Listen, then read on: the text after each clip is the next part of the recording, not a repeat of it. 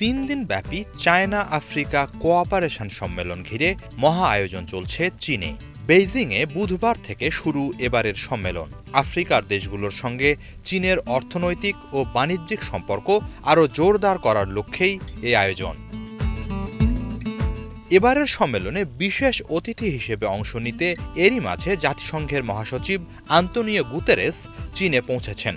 মঙ্গলবার সন্ধ্যায় ট্রেন যোগে সাংহাই থেকে বেইজিংয়ে পৌঁছালে শীর্ষ কর্মকর্তারা তাকে স্বাগত জানান। এ নিয়ে দ্বিতীয়বারের মতো এ সম্মেলনে অংশ নিচ্ছেন জাতিসংঘ মহাসচিব। এর আগে 2018 সালে এতে অংশ নেন তিনি। এ আয়োজন প্রসঙ্গে গুতেরেস বলেন, আফ্রিকার উন্নয়নকে বরাবরই অগ্রাধিকার দিয়ে এসেছে জাতিসংঘ। চীন ও আফ্রিকার মধ্যে সহযোগিতা ও সমন্বয় এক্ষেত্রে গুরুত্বপূর্ণ এক পদক্ষেপ। 2030 সাল নাগাদ বিশ্বব্যাপী টেকসই উন্নয়নের প্রশ্নে জাতিসংঘের যে লক্ষ্যমাত্রা, এটি তার সঙ্গে সঙ্গতিপূর্ণ। শুধু তাই নয়, 2063 সাল নাগাদ আফ্রিকার উন্নয়নে আফ্রিকান ইউনিয়নের যে লক্ষ্যমাত্রা, এটি সেক্ষেত্রেও সহায়ক।